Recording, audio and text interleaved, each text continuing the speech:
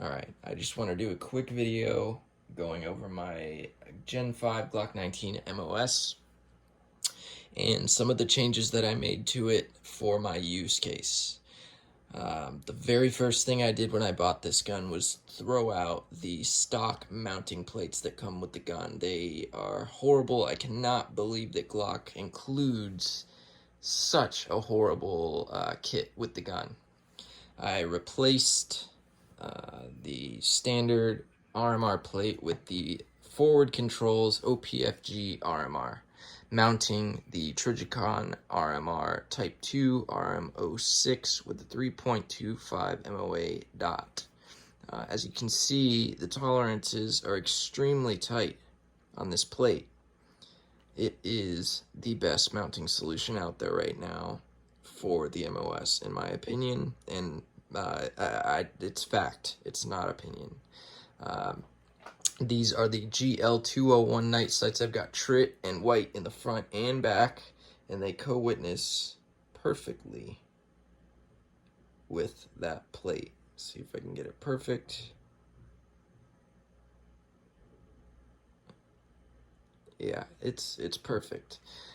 So that's that. Next thing I did, I switched out the magazine release and the slide stop with the OEM Glock parts that come on the 19M. My buddy has a 19M. I shot it a few times. I really liked the way that the magazine release feels and the slide stop feels, so I decided to add them to my MOS. Put a light on it. This is the X300U-B. I'm sure you're familiar with it. I think the most notable upgrade to the gun would be the trigger. This is a Johnny Glocks combat trigger. Johnny Glocks does these triggers by hand, one by one. They are custom made, each one by hand by him at his shop in Sarasota, Florida. He is a very good guy. I've talked to him multiple times. He'll answer any question that you have about his triggers or about Glocks. He is the Glock whisperer. He is a fucking wizard. He keeps the gun safe. This is not a competition gun like I mentioned before. This is a carry gun. It's clear. And I just want to show you the action on this trigger. This is probably the most notable part of the whole gun. So first things first, it's a stock OEM trigger shoe. He shaves down the safety tab to be flush with the trigger, which I don't understand why Glocks don't come like that out of the box. It makes no sense. It's so much more comfortable. Anyway, let's show you the pre-travel. So that's the pre-travel. I don't know, it's maybe 3/16 of an inch. I don't know, it's not much. 1/8 of an inch, something like that. But that you're hitting that wall, and it is a very, very solid, well-defined wall. I've got the 4.5-pound striker spring in there, and I do have the enhanced striker assembly in there as well, giving me a break weight of roughly 3.75 pounds. So I'm at that wall, you have a crisp break, and a nice, solid, tactile reset. You can't ask for much more. This is as good as a Glock trigger is ever going to get without compromising safety. It does have an adjustment screw for your pre-travel. See if I can get it in there. It's right there. So you can adjust the pre-travel out. When it comes out of the box, it's about as close as it can be. And as you can see, that trigger shoe safety tab, there's about, I don't even know, that's probably not even a millimeter between there. And I've got it as close as I can get it. It's very comfortable to shoot. And that's that. I guess I will show you the internals, just since I'm showing off the Johnny Glocks trigger. So everything's polished. It's not perfectly clean right now, but I can wipe it down. So all of the important faces are polished to a mirror finish.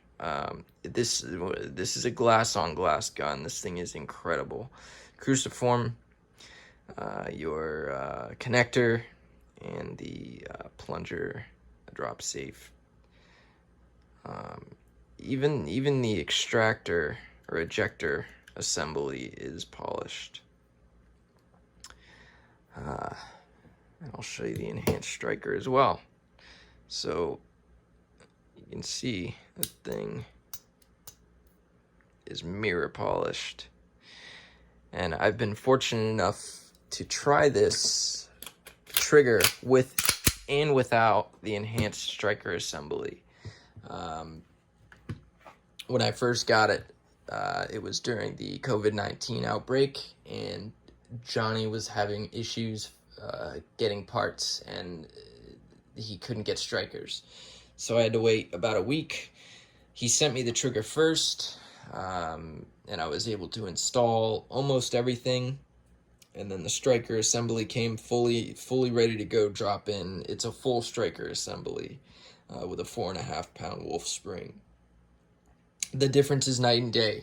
If you're considering a Johnny Glocks trigger, I would highly recommend just forking out the extra $70 and going with the enhanced striker. You're already paying $200 for a trigger. You might as well fork up a little bit extra money and utilize the trigger the way it's meant to be used. I'm trying to think. These are the extended switches for the Surefire X300U from PHLSter, I think is how you pronounce it. They're a holster manufacturer. They work great. Like I said, I think I said I'm a smaller dude, and they're very easy to operate. Yeah, I don't know, even with your trigger finger. For me, I got small hands, whatever. One more thing, the holster. I started with the Tier 1 concealed Xiphos V2 because that's the holster that I ran with my Glock 43. And it was great. It worked fine for that gun. I ordered it for the Glock 19, and for some reason it just didn't. First off, it didn't conceal well, and it didn't feel very nice either. So I got this. I switched out the clip to a 1.5-inch Discreet Carry Concepts clip to bring the belt right in line with the claw. This holster, if you're looking at holsters for a Glock 19, I highly recommend trying this thing out. I think it's like you can get it as low as $70, I think. And I think the voodoo is right here. That contour right there is where they, I don't know, has to be something around there. But it conceals as good as a Glock 43 with this holster, and I'm not bullshitting. This thing is just amazing. So I guess that's about it. If you have any questions, just get in touch with me. I'm on Instagram, and you can get in the comments as well. And I guess the pen is I'll show it off. It's a tie bolt by Brian Fellholter. He's a knife maker. I've been a fan of him for a long time. This is pure solid copper. Pretty cool little bolt action pen. I think that's it. Have fun. Bye.